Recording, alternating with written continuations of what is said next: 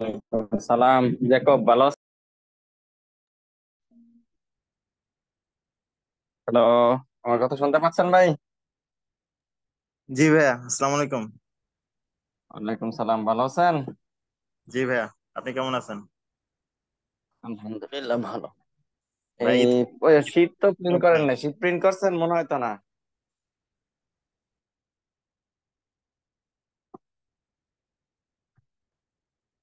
Hello, sheet print করছেন? Sheet নিয়ে আসছি আপনাদের থেকে। আপনার কখন নিয়ে গেছেন এগুলা? মনে করে দেখেন, একদিন গেছিলাম। এই লিজের শীটও দিয়ে দিছিলাম। আলম ভাই অনেক আগে দিছিল। দেখছেন আলম ভাই কত ভালো। একটুও না। আর আপনারা বলেন আলম ভাই ভালো না। আচ্ছা ভাই, যাদের কাছে নাই ভাই, এই লেখছেন প্রশ্নটা লেখছেন কিনা এটা আমাকে বলেন ভাই, যে ভাই হ্যাঁ লেখা শেষ হয়েছে। লিজের প্রশ্ন থাকা মেইন ভাই, প্রশ্ন থাকা মেইন সামনে ভাই, বারবার বলতেছি যে প্রশ্নটা আছে কিনা ভাই, আমাকে একটু কনফার্ম করেন, ঠিক আছে ভাই?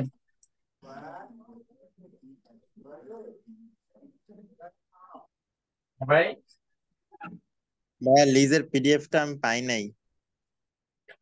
আপাতত পিডিএফ লাগবে না, ওই প্রশ্নটা উঠান, পিডিএফ দিয়ে দেবো ভাই, তো প্রশ্ন উঠান। আছে কিনা ওকে ভাই। প্রশ্নটা আগে বলেন।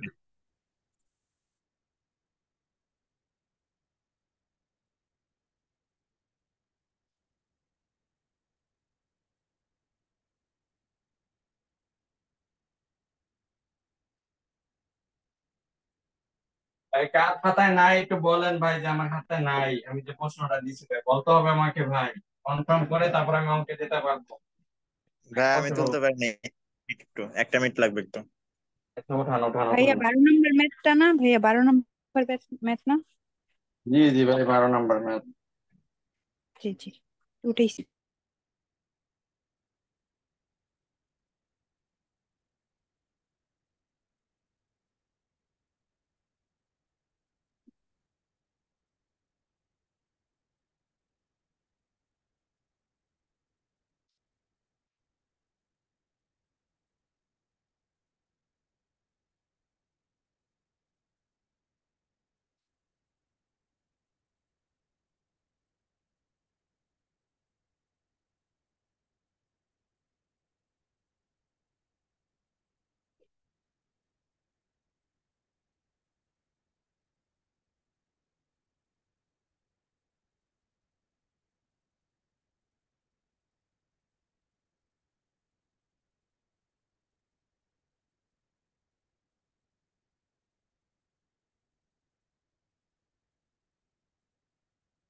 এ আয়শা, আমার কথা শুনতে পান আয়শা?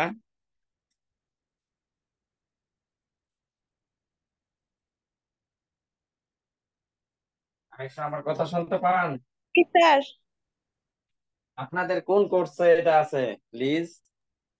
স্যার চ্যাপ্টার 7, আর এটা বলি না, কোর্সের নাম বলেন। Investment banking lease financing. Lease, কোর্সের ভিতরে লিজ চ্যাপ্টার না?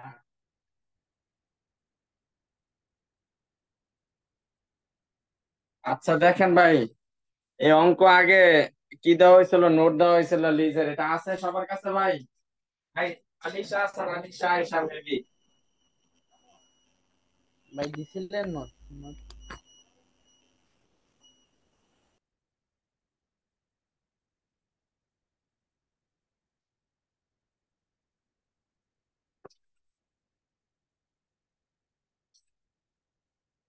ভাই, লিজ ফাইন্যান্সিং এর নোট দিছিলাম, উঠাইছিলেন বন্ধের আগে মনে হয় জি দিছিলাম ভাই। ভাইয়া। আচ্ছা ঠিক আছে, দেখেন। আলিশা আয়শা নাকি ভাই, নাম শুনেন? আলিশা আয়শা, জি আশা ভাইয়া। আশা আশা আশা আশা। কেউ দিছে আপনাকে? আপনি চাইছিলেন যে? মনে হয় না, তো না? কেউ।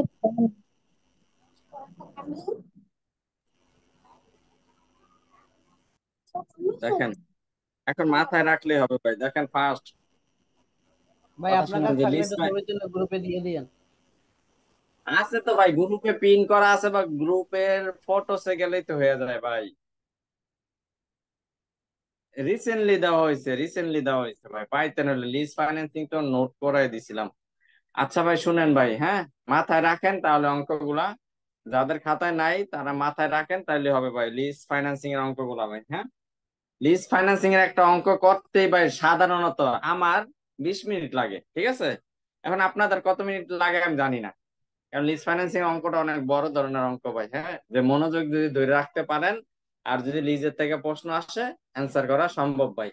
আর এছাড়াও লিজ যদি এখন অ্যাভয়েড করেন, সেকেন্ড ইয়ারও ধরা খাবেন, ফোর্থ ইয়ারও ধরা খাবেন। এই যে একটু আগে যে আয়েশা বলছিলাম, ওনার যে কোর্সের নাম বলছে লিজ ফাইন্যান্সিং, এটা ফোর্থ ইয়ার কোর্স বা থার্ড ইয়ার কোর্স মেবি ওদের সময়, আমাদের সময় ফোর্থ ইয়ার ছিল। তখন এই লিজ একটা কোর্সই পাবেন ভাই, আর সেকেন্ড ইয়ারও সেম ভাবে লিজ পাবেন।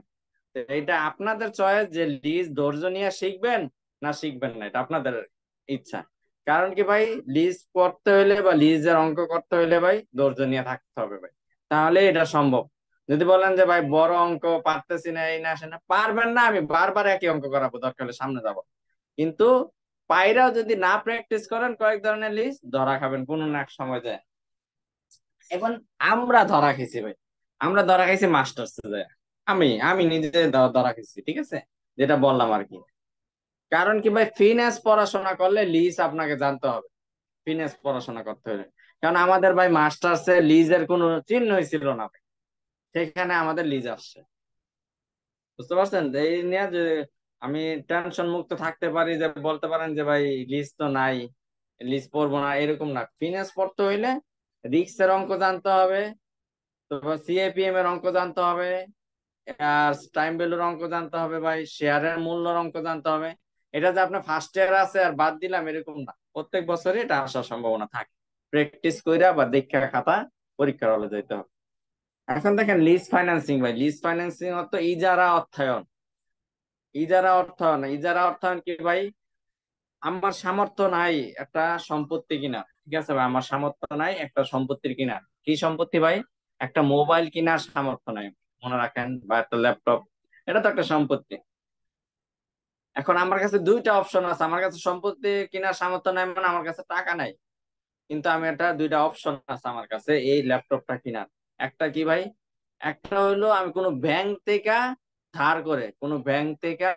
টাকা ধার করে এই ল্যাপটপটা কিনতে পারি। তা ব্যাংক আমাকে লোন দিবে, কিন্তু আমার সামর্থ্য নাই, সামর্থ্য মানে আমার পকেটে বর্তমানে টাকা নাই, কিন্তু আমার ল্যাপটপটা প্রয়োজন। তাহলে সেটা কি করব ভাই, আমার কোনো ব্যাংক থেকে বা কোনো আত্মীয় থেকে টাকা লোন নিয়ে এই লোনটার মাধ্যমে আমি এই ল্যাপটপটা কিনতে পারবো। আরেকটা আছে হলো ইজারা বা লিজ। ইজারা লিজ কি ভাই, যেটা হলো একটা ভাড়া চুক্তি। ইজারা বা লিজ হলো একটা ভাড়া চুক্তি, একটা নির্দিষ্ট মেয়াদ পর্যন্ত একটা সম্পত্তি ভাড়ায় ব্যবহার করা যায়, সেটাই হলো ভাই ইজারা। আমি আবার বলতেছি, ইজারা হলো ভাড়া একটা চুক্তি, যেটা নির্দিষ্ট সময়ে নির্দিষ্ট পরিমাণ অর্থের মাধ্যমে ভাড়ায় ব্যবহার করা যায়। তাহলে একটু আগে বললাম যে আমার ল্যাপটপটা কেনার সামর্থ্য নাই বর্তমানে, সেটা আমি একটা ব্যাংক থেকে লোন নিয়ে কিনতে পারি, এই একটা অপশন। আরেকটা অপশন মানে আমি একটা সুনামধন্য প্রতিষ্ঠান থেকে বা বড় বড় ল্যাপটপ নির্মাতা প্রতিষ্ঠান, ধরেন ওয়ালটন থেকে সুযোগ দিছে যে 10 বছরের জন্য তাদের ল্যাপটপটা ভাড়ায় চুক্তির মাধ্যমে ব্যবহার করতে দেয়। তাহলে আমার যে বর্তমানে ল্যাপটপটা প্রয়োজন, সেটা হয় আমি ব্যাংক থেকে টাকা লোন নিয়ে কিনবো, আর ওয়ালটন কোম্পানির থেকে সেটা ইজারার মাধ্যমে বা ভাড়া চুক্তির মাধ্যমে কিনে বা চুক্তি করে আইনা ব্যবহার করবো। তাহলে এই দুটো অপশন, একটা হইলো আমি হয় ঋণ করে নিব কিনবো, নয়তো এটা লিজ এর মাধ্যমে ব্যবহার করব, লিজ মানে আরেকজন থেকে ব্যবহার করব। তাহলে এটা দুইটা অর্থায়ন। এই যে লিজের অঙ্কতে এই দুইটা অপশন থাকে, এই দুইটা অপশন ক্যালকুলেট করে তার প্রেজেন্ট ভ্যালুর মান বের করে আপনাকে কি করতে হবে ভাই, ডিসিশন নিতে হবে। লিজ ফাইন্যান্সিং এর অঙ্কের মেইন কাজ হইলো ভাই ডিসিশন নেওয়া। কি ডিসিশন নেওয়া? এই যে আমি যে কিনলাম যে ল্যাপটপটা, এই ল্যাপটপের খরচ আর এই ভাড়ায় 10 বছর যে ব্যবহার করবো, এই দুইটার ভিতরে যেটা সর্বনিম্ন কম খরচ, সেটাই আমি কি করব ভাই, গ্রহণ করব। ক্লিয়ার ভাই কথা? ভাই লাস্টে জি ভাই। বুঝি নাই, ওই যে বলেন তা গ্রহণ করবো, একটু আবার একটু বলতেন। বাইন্দা দেয় আপনি বাচ্চা আছে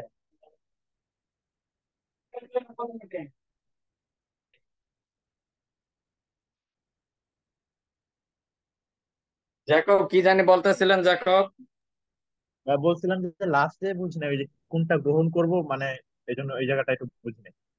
একটা বললাম আর কি, যে লিজের অঙ্কের ভিতরে, লিজ ফাইন্যান্সিং এর অঙ্কের ভিতরে অঙ্কটা যখন পড়বো ভাই, সেখানে দেখবেন হয় সেটা কারো থেকে ধার করে কিনতেছে, কিনার একটা সুযোগ, আরেকটা হলো লিজের মাধ্যমে সুযোগ। তো দুইটা অপশন। আমরা যে কোনো জিনিসের ভাই চয়েস করি কোনটা ভাই? যে কোনো জিনিসের, যে কোনো জিনিস, দুইটা শার্ট কিনতে গেলে মানে বা দুইটা মানে ভাই ব্র্যান্ডের হচ্ছে, শার্ট কিনতে গেলে যার খরচ কম সেটা গ্রহণ করি না ভাই? জি ভাইয়া। তাই লিজ, এই যে ল্যাপটপটা আমার যে প্রয়োজন, এই ল্যাপটপের দুইটা সুযোগ আছে, হয় এটা আমি কিনে মানে ধারে টাকা নিয়ে কিনতে পারবো, আর একটা লিজ। তাহলে এই দুইটার ভিতরে তো আমি তো দেখবো যে যেটার খরচ কম সেটাই তো আমি গ্রহণ করবো। ঠিক আছে জি ভাই, দেখো, বুঝতে পারছি, জি জি। এই হইলো মেইন থ্যাংক ইউ থিম। ভাই। লিজ ফাইন্যান্সিং এর মেইন থিম হলো আপনার দুটার প্রেজেন্ট ভ্যালু টাকা নির্ণয় করবেন, present value of loan payment বা loan, bank loan, present value of bank loan করবেন। আরেকটা হলো বা ব্যাংক লোন যে কথা ভাই, পারচেজ অপশন সেম কথা। এই যে দেখেন দুইটা ডিসিশন ভাই, লিজ ফাইন্যান্সিং এর, লিজ ফাইন্যান্সিং এর দুইটা ডিসিশন। ফার্স্ট ডিসিশন মানে 1 নম্বর ধাপে করতে হয় calculation of PB of NCO under purchase option. এই পারচেজ অপশনই ভাই bank loan option. Purchase option মানে কি? Bank loan option. মানে আমি ওই ব্যাংক থেকে লোন নিয়েই তো পারচেজ করবো। এই পারচেজ অপশন একটা থাকে অঙ্ক যখন করব। আরেকটা হলো বি, হলো calculation of PB of NCO under lease option. Lease option, এই দুইটা ক্যালকুলেশন করার পর ভাই যার খরচ কম হবে সেটাই আমার ডিসিশন নিতে হবে। একটা জিনিস মনে রাখবেন, অঙ্কের যে কোনো অঙ্কের ডিসিশন নিতে হয় প্রেজেন্ট ভ্যালুর উপরে।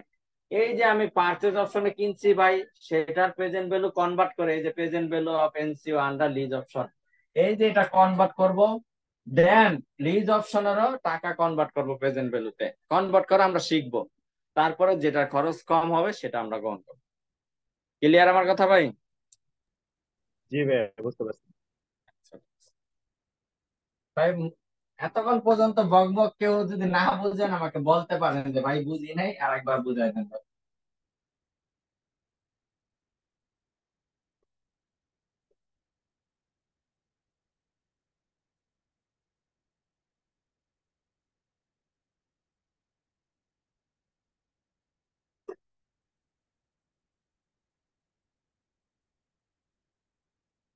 আচ্ছা ভাই দেখেন, শুরুতে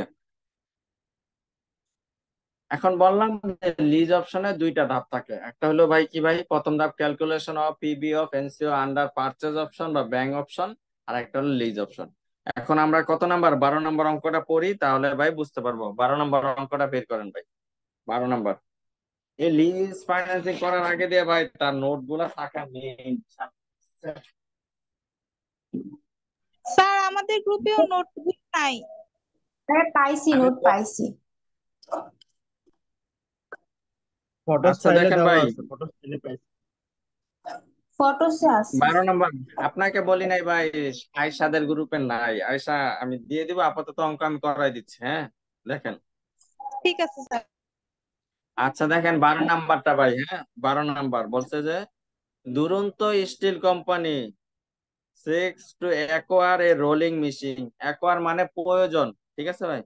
সিক্স টু অ্যাকোয়ার মানে তার প্রয়োজন এ রোলিং মেশিন। তার একটা, আমি একটু আগে বলছি কি ভাই, আমার প্রয়োজন ল্যাপটপ, আর দুরন্ত স্টিল কোম্পানির প্রয়োজন একটা রোলিং মেশিন, এটাই বলছে।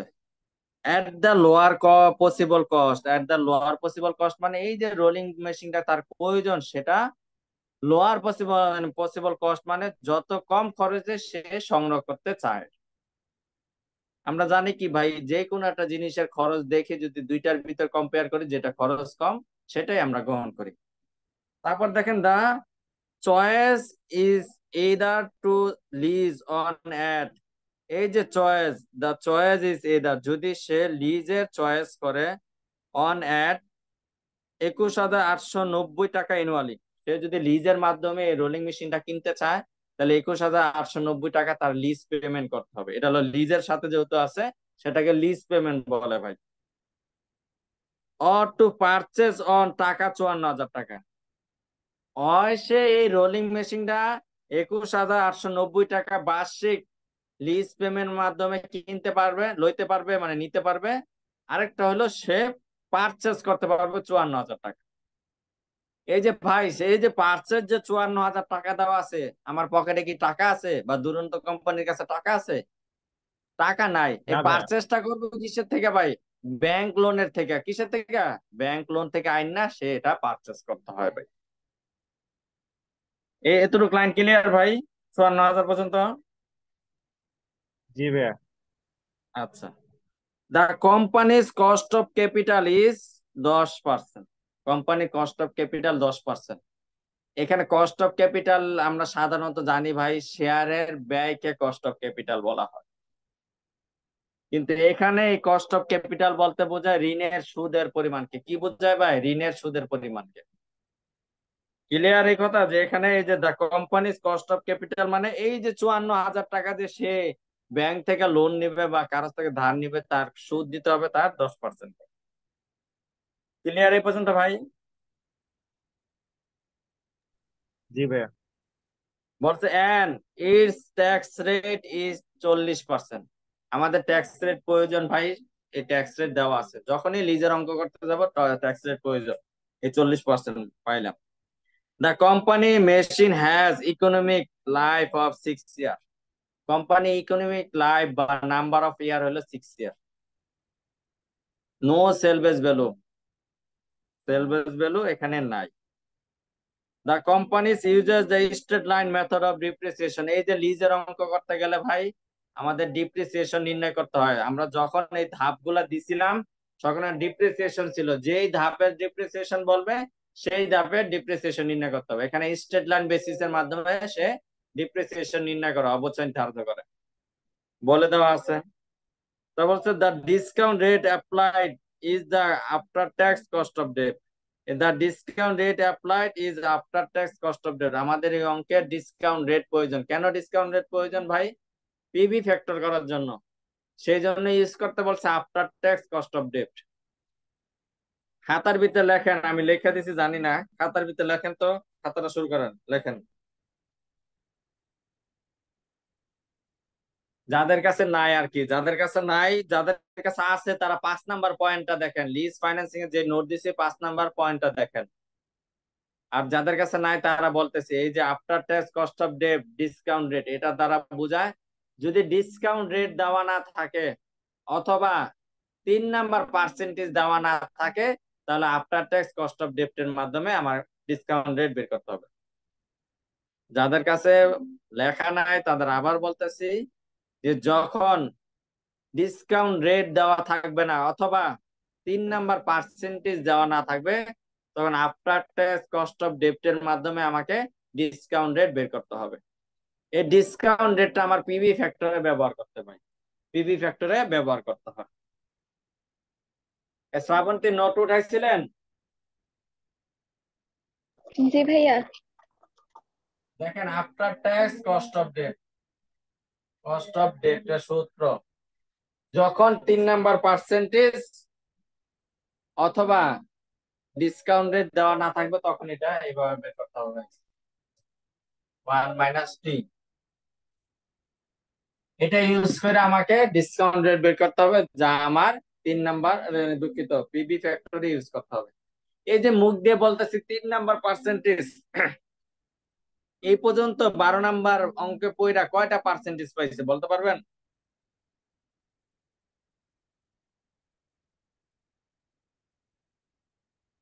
কয়টা পার্সেন্টেজ পড়ছে ভাই? দুইটা। বলতে পারবেন কেউ? দুইটা।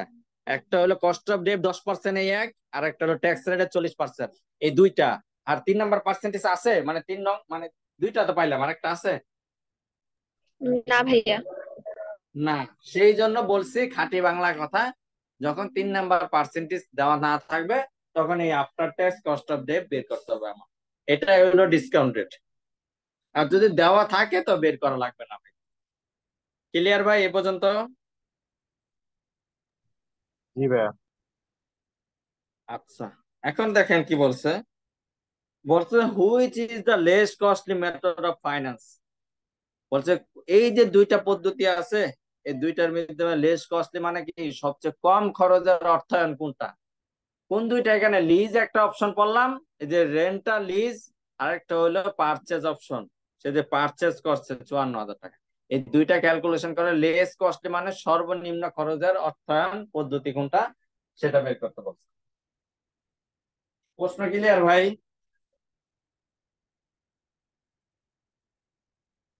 জি ভাইয়া। জি ভাইয়া। এখন দেখেন এই অঙ্ক কিভাবে শুরু করতে হয়। প্রবলেম 12 ভাই, প্রবলেম 12। ফার্স্ট শুরু করতে হয় ভাই এই নাম্বার দিয়ে, দুইটা ধাপ। এই লিজের অঙ্কের ভিতর দুইটা ধাপ। ফার্স্ট ধাপ ক্যালকুলেশন অফ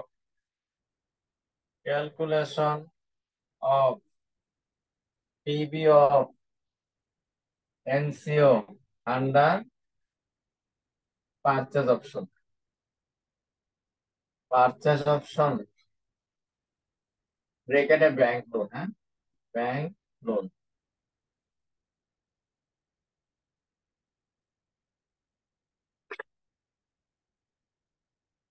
দুইটা ধাপ, মেইন দুইটা ধাপ হইলো ভাই calculation of PB of NCO under purchase option. 2 number হলো calculation of PB of under lease option. এই দুইটার ভিতরে যেটা কম সেটা গ্রহণ করবে। এই যে দেখেন 1 number calculation of PB of NCO under purchase option, এটার আবার 5টা ধাপ আছে ভাই। 5টা ধাপ কমপ্লিট করলে এই যে এটার মান পাওয়া যাবে। এই যে যে হেডিং লেখছে ভাই, হেডিং বোঝা যায় মনে হতো না।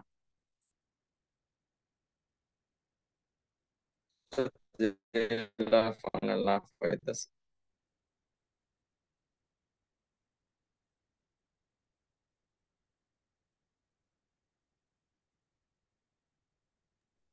ভাইয়া ক্যামেরা ফোকাস দিতে পারতেছে না। ফোকাস নিতে পারতেছে না ভাই, এটা বুঝতে পারতেছি।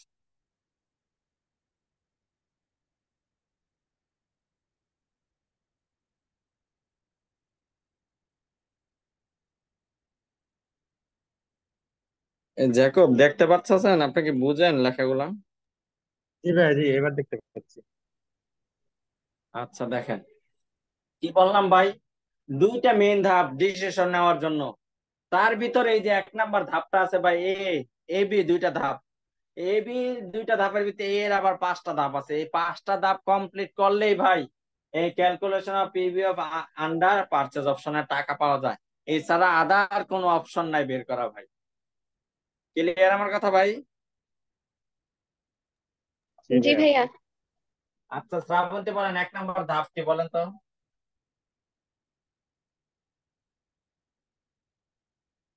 ভাইয়া loan installment. Calculation of loan installment. Loan installment loan ইনস্টলমেন্টের মানে কিস্তির অ্যামাউন্ট নির্ণয় করো। লোন ইনস্টলমেন্ট মানে অ্যামাউন্ট অফ ইনস্টলমেন্ট বলতে কিস্তির পরিমাণ। Amount of installment, amount of loan, amount calculation of amount of loan installment. Amount of then amount of calculation of amount loan installment, amount installment, এটা লিখলেই হবে। মানে কিস্তির টাকা নির্ণয় করো। কিস্তির টাকার সূত্র ভাই সব সময় সেম ভাই। প্রেজেন্ট ভ্যালু অ্যানুইটি সূত্র ইউজ করে সব সময়। এই যে আপনাদের লোনের লোক আছে না, লোনের লোক আছে বা ব্যাংকের লোন, এনজিও লোন, সবগুলা ভাই এই কিস্তি এইভাবে নির্ণয় করে। একটাই সূত্র, প্রেজেন্ট ভ্যালু অফ অ্যানুইটি সূত্র।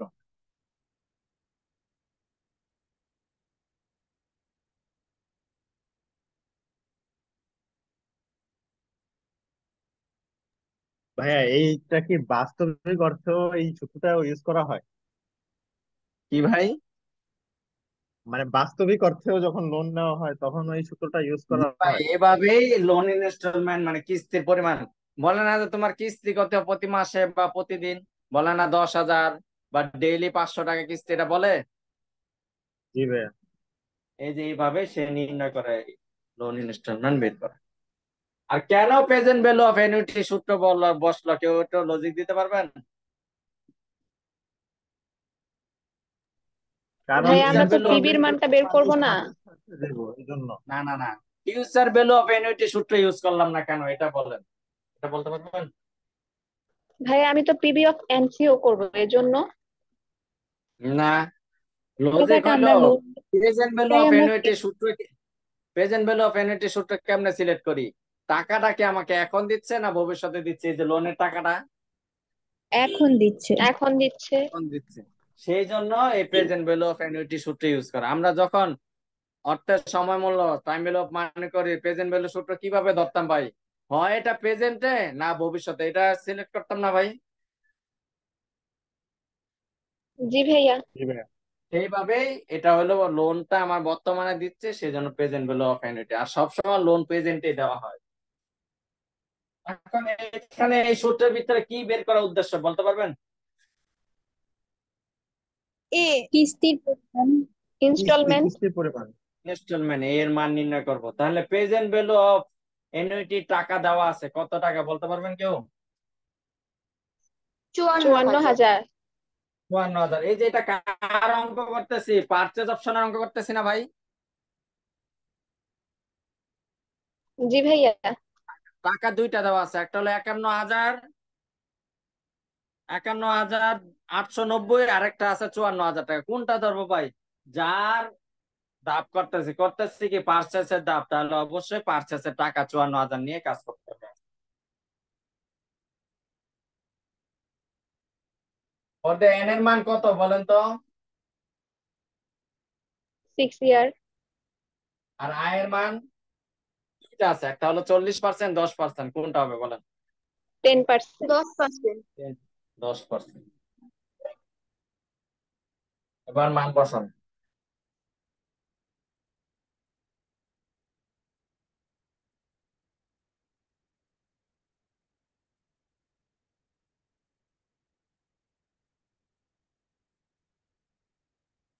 সিক্স 0.10 কত আসে মানটা আমাকে শুধু বললেন, এর মান?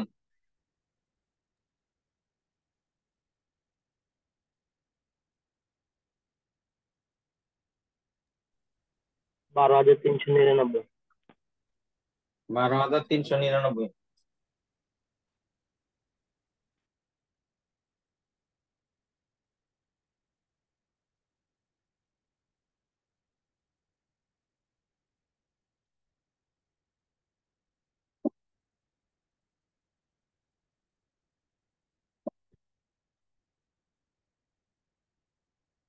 আচ্ছা, এখন এই যে এ নাম্বার ধাপের দ্বিতীয় ধাপ কি? এই নাম্বার ধাপের দ্বিতীয় ধাপ কি? পূজা ভাইয়া নি শ্রাবন্তী বলেন।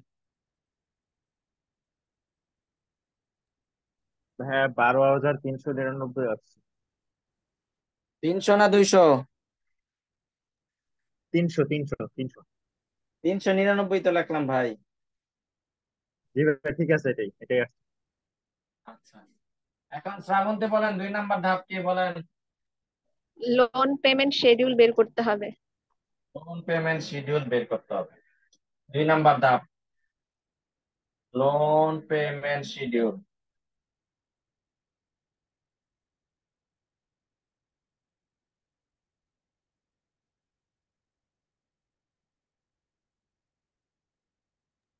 প্রায় 3 ঘন্টার মধ্যে তো এটা করতে যাই, তো এটা করতে তো প্রায় প্রায় 1 ঘন্টার কাছাকাছি লেগে যেত। ভাই এটা হলো বিপদের বন্ধু ভাই, বললাম কি, যখন অনেক ধরনের ম্যাথ আছে ফিনান্সিয়ালের সবচেয়ে, টিচাররা কি জানেন, নিজে কখনো পড়ায় নাই যেটা, ওইটাই দেয়।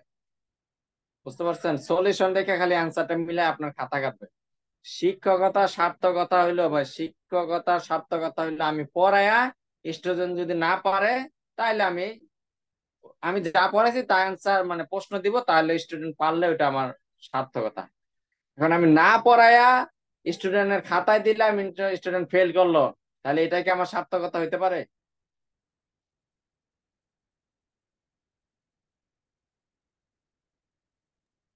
বুঝছেন আমার কথা আমি কি বললাম? জি জি ভাইয়া। ভাইয়া। এটাই বললাম যে আমাদের সাত কলেজের বিশেষ করে ফিন্যান্সের হলো সব থেকে পাকনামি করা স্যার আছে, যে জীবনও কোনোদিন পড়ায় নাই, সেটা পরীক্ষার হলে খালি বইটা খুলবে আর প্রশ্নটা উঠাই দিবে শেষ, আর পরীক্ষার হলে খালি অ্যান্সার মিলায় মিলায় খাতা দেখবে তো। কিন্তু আমি যে পড়াইছি কিনা এই নৈতিকতার ধার ধারে না কখন।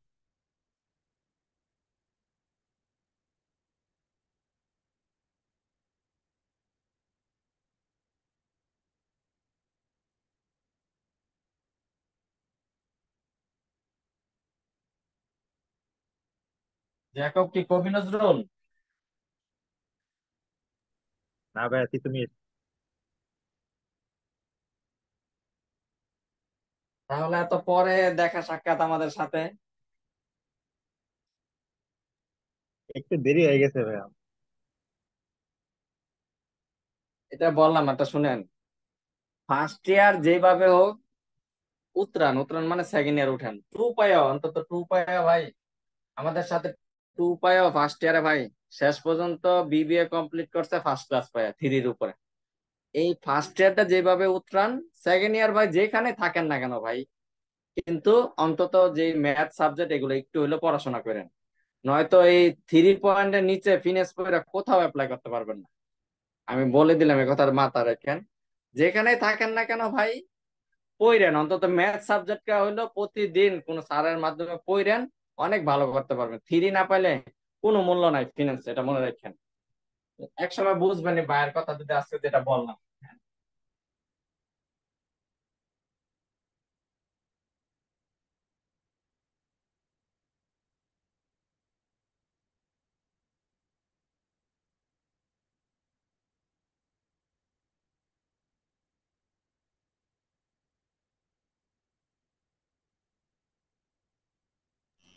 ভাই ভাই এই ফার্স্টের শিডিউল কলমটা করছিলাম দেখায় ভাই। না। ইন্টারে থাকতে ভাইয়া টাইম ডেভেলপ মানিতে ভাই ফার্স্টেরটা দেখা যায় কি না। বললেন দেখো? ভাই এই লোন পেমেন্ট শিডিউল হচ্ছে কি ইন্টারে থাকতে ইয়াতে ইন্টার মানে ইন্টারে থাকতে করা হয়েছিল। হ্যাঁ ভাই, recovery balloon method, recovery method মনে আছে? জি ভাইয়া। এই আপনাদের এই যে লিজ ফাইন্যান্সিং দুইটা মিলে একটা হইলো ভাই মিড টাইম ফাইন্যান্সিং, একটা চ্যাপ্টার আছে আপনাদের, আবার লিজ ফাইন্যান্সিং। এই লিজ ফাইন্যান্সিংটা করলে পুরাটা কভার হয়ে যায়। আমরা মিড টাইম ফাইন্যান্সিং করবো, লিজ ফাইন্যান্সিং করবো ভাই। হ্যাঁ? ভাই এই যে লোন পেমেন্ট শিডিউল এটা টাইম ডেভেলপ মানিতেও ছিল ইন্টারে থাকতে। হ্যাঁ, ওই যে বললাম না লোন পেমেন্ট শিডিউলের ভিতরে, এটা ভাই সব জায়গায় ইউজ করা যায় লোন পেমেন্ট শিডিউল ভাই। দুইটা আছে লোন পেমেন্ট শিডিউল, দুইটা, একটা হলো ভাই বেলুন মেথড আর একটা রিকভারি মেথড। ভাই ক্যামেরাটা ঠিক করেন, ফার্স্টের কলমটা দেখা যায় না। দাঁড়ান দাঁড়ান দাঁড়ান।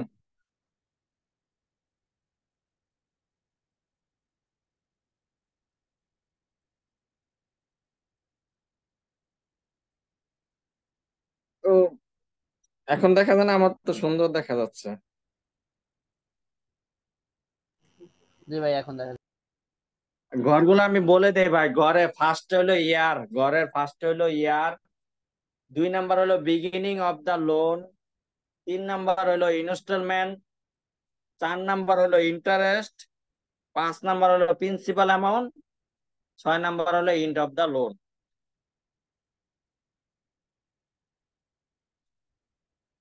এগুলা বের করার শর্ট ফর্ম আছে, ঠিক আছে? 2 3 3 4। কার টাকা পাবো হলো 2 নাম্বার ঘরে যা থাকবে তার কে তার আয় দ্বারা পার্সেন্টেজ করবো। আর 5 নাম্বার হইলো 3 - 4। 6 নাম্বার ঘর হলো 2 - 5। এই শর্ট ফর্ম গুলো দেখা যায়, দেখেন তো ভাই, ঘরের শর্ট ফর্ম গুলো দেখা যায়। জি ভাইয়া। আচ্ছা, এই শর্ট ফর্ম গুলা কেন বসাইছি ভাই? এই যে 1 2 3 যা আছে তাই। 4 এর টাকাটা কিভাবে পাবো ভাই? 2 × আই। 2 মানে এই যে 2 নাম্বার ঘরে যে এই টাকাটা থাকবে, তাকে আই দ্বারা মানে ইন্টারেস্ট রেটের পরিমাণ যা থাকবে 10%, এটা দ্বারা ক্যালকুলেশন করব। 5 নাম্বার ঘর হইলো প্রিন্সিপাল অ্যামাউন্ট। প্রিন্সিপাল অ্যামাউন্ট কিভাবে পাবো ভাই? 3 নাম্বার ঘর থেকে -4 নাম্বার ঘর মাইনাস করব, যা থাকবে তাই হলো প্রিন্সিপাল অ্যামাউন্ট পাবো। 6 নাম্বার ঘরে ভাই 2 - 5, 2 মাইনাস মানে বিগিনিং অফ দ্য লোনের থেকে প্রিন্সিপাল অ্যামাউন্ট বাদ দিব যা, তাই হলো end of the loan. Clear কিনা বলেন ভাই?